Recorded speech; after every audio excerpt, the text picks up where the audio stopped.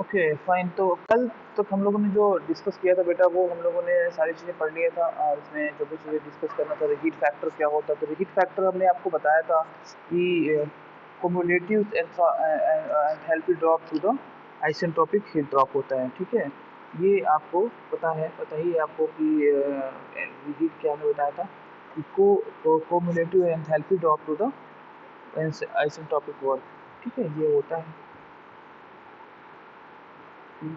enthalpy drop to the isentropic heat drop. ठीक fine. तो ये चीज़ें हैं। तो आगे अभी हम लोग अब आगे डिस्कस करेंगे। तो आगे हम लोग पढ़ेंगे about the losses in steam turbine. तो there is some losses in steam turbine. The various losses in steam turbines जो होता है वो क्या क्या है, उसकी क्या रीजन है, वो हमको जानना है। तो सबसे पहला जो हमारा जो इसमें लॉसेस है वो है रेजिडुअल वेलोसिटी लॉस। तो इसे बोलते हैं this loss occurs due to the absolute exit velocity of steam and is equivalent to V A square. तो वी ए स्क्वायर हमने जब भी बताया आपको, वो हमारा काइनेटिक एनर्जी है। ठीक है, वो हमारा होता है kinetic W V A on square.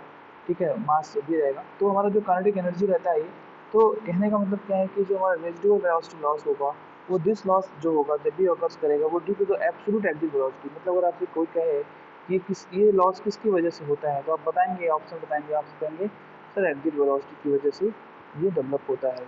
ये अगर ऐसे है, अगर आप देखें कि ये आपको ऐसे जा रहा है और ऐसे जा रहा है, तो यहाँ पे जो एग्जिट वेलोसिटी होगी दैट इज v2, और यहाँ पे जो एग्जिट v1, तो ये जो वेलोसिटी है इसकी वजह से क्या होगा, रेजिडुअल वेलोसिटी क्या होगा, वेलोसिटी लॉस होगा, रेजिडुअल वेलोसिटी लॉस होगा। तो बोल सकते हैं कि this loss occurs due to the absolute exit velocity of steam and is equivalent to the va2 square by 2, where va2 is the absolute exit velocity of steam. ठीक है, अगर ये हमारा va1 है तो ये हमारा क्या होगा, va2 होगा। ठीक है, ये हमारा एब्सोल्यूट वेलोसिटी होगा, एग्जिट वेलोसिटी होगा स्टीम के लिए, वेलोसिटी ऑफ द स्टीम। अब इन सिंगल स्टेज टरबाइन की अगर हम बात करते हैं तो may be about 10 to 12% and can be reduce by using multi stage. तो अगर 10 to 12% होगा एटलीस्ट। ठीक है, and can be reduce by using the multi stage. तो कहने का मतलब ये है कि रेजिडुअल वेलोसिटी लॉसेस क्या होता है कि the loss occurs due to the absolute exit velocity. आपको ध्यान रखना है कि ये लॉस जब भी अकर होगा या जब भी होता है तो due to the absolute exit velocity की वजह से होता है स्टीम के, और is equivalent to the kinetic energy and where va2 is the absolute exit velocity of steam in single stage turbine it may be noted about to 18 to 12%। मतलब अगर single stage होगा तो 10 से 12% लॉसेस होगा residual velocity का, right. ठीक है, and can be reduce by using the multi stage. अगर हम इसको रिड्यूस करना चाहें तो हम मल्टी स्टेज जो है यूज करेंगे तो हमारा रिड्यूस हो जाएगा। फ्रिक्शनल एंड टर्बुलेंस लॉस जो होता है, सेकंड जो हमारा लॉस आता है वो हमारा क्या होता है, देखिए क्या होता है कि आपको हेडिंग्स पता होना चाहिए कि कौन कौन से लॉस होते हैं। तो रेजिडुअल वेलोसिटी लॉस हो गया तो आपको बस एक पॉइंट ये याद रखना है, ये होता है। और क्यों होता है तो आपको दिमाग में रहना चाहिए कि due to the exit velocity की वजह से होता है, एग्जिट एब्सोल्यूट वेलोसिटी की वजह से हमारा ये लॉस अकर्स करता है। अगर हमारा सिंगल स्टेज रहेगा तो 10 से 12% होगा, लेकिन इसको रिड्यूस करने के लिए हमको मल्टी स्टेज करना पड़ता है। क्लियर, ये चीज़ समझ में आ गया। दूसरा आता है फ्रिक्शनल एंड टर्बुलेंस लॉसेस। तो फ्रिक्शनल लॉस टर्बुलेंस लॉसेस में क्या होता है, तो frictional loss mainly occurs in nozzle. अब यहाँ पे ध्यान रखना है, दिमाग में रखना है कि फ्रिक्शन याद नहीं कर पाओगे, बस आपको दिमाग में रखना है फ्रिक्शन लॉस कहाँ पे डेवलप होगा। तो आपको ध्यान रखना है कि ये जब भी होगा कहाँ पे होगा, फ्रिक्शन लॉस जहाँ कहाँ पे होता है वो हमारा नोजल्स में होगा एंड टरबाइन ब्लेड्स में होगा। कहाँ पे होगा, नोजल्स एंड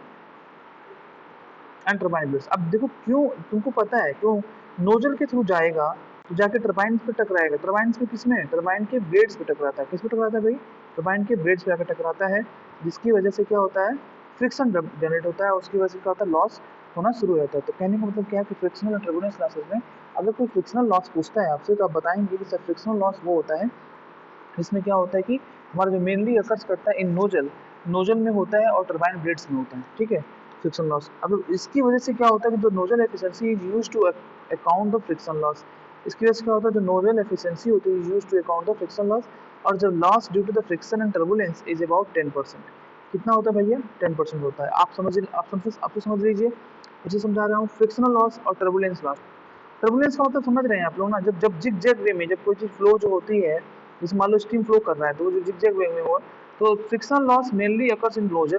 कहाँ होता है फ्रिक्शन लॉस बेटा, नोजल में होता है और टरबाइन ब्लेड्स पे होता है। अब उससे क्या होता है कि जो नोजल एफिशिएंसी होती है is used to account the friction loss. ठीक है, ठीक है। The loss due to the friction and turbulence is about 10%। दोनों को मिला के हमारा जो लॉस होता है वो 10% एक अप्रोक्सीमेट माना जाता है, जैसा कि देखा गया है। ठीक है, अब आता है तीसरा लीकेज, लीकेज लॉसेस।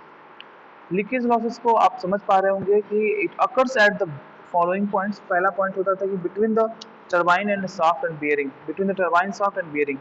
सबसे पहला जो लीकेज आता है वो टरबाइन शाफ्ट और बियरिंग के बीच में आता है। ठीक है, वहाँ जो है जहाँ पे कनेक्टिविटी है टरबाइन शाफ्ट और बियरिंग है, तो वहाँ पे एक लीकेज का प्रोबेबिलिटी बनी रहती है स्टीम की। फिर आपका आता है कि जो हमारा लीकेज होता है, leakage loss between the shaft and stationary diaphragm carrying nozzle and blade tip. जो सेकंड हमारा जो लॉस होता है शाफ्ट और स्टेशनरी डायाफ्राम कैरिंग, जब हमारा जो शाफ्ट होता है और दूसरा जो स्टेशनरी डायाफ्राम होता है, जब वो नोजल कैरी कर रहे होते हैं तब ब्लेड टिप के थ्रू क्या होता है, कहीं कहीं लीकेज होता है, लॉस होता है। तीसरा है थ्रू द लैब्रिंथ ग्लैंड्स के थ्रू होता है। ठीक है, तो ये चीज़ें हैं अबाउट। तो टोटल जो leakage loss is about to 1 to 2% जो हमारा इसमें होता है, 1 to 2% के अबाउट आपका लॉस होता है लीकेज। लीकेज देखिए बहुत ज़्यादा, अगर लीकेज बहुत ज़्यादा होता तो प्रॉब्लम क्रिएट हो जाती। ठीक है, तो इतना ज़्यादा नहीं होता है लॉस जो है वहाँ पे। ठीक है, ठीक। तीसरा जो हमारा आता है वो है हमारा मैकेनिकल लॉसेस। मैकेनिकल लॉसेस क्या होता है उसको हम समझते हैं। तो मैकेनिकल लॉसेस में क्या आ जाएगा, मैकेनिकल लॉस होता है कि friction between the soft bearing and regulating valves accounts for this loss। Friction loss का रिस्पॉन्सिबल क्या है, मैकेनिकल फ्रिक्शन लॉस से रिस्पॉन्सिबल क्या है, friction between the soft bearing and regulating valves accounts for this loss। it can be reduced by proper lubrication। simple, very simple, very easy। Mechanical friction loss क्या है, friction between the soft bearing and the regulating valves accounts for this loss। it can be reduced by proper lubrication। it can be reduced by the proper lubrication। फिर आता है wet steam loss.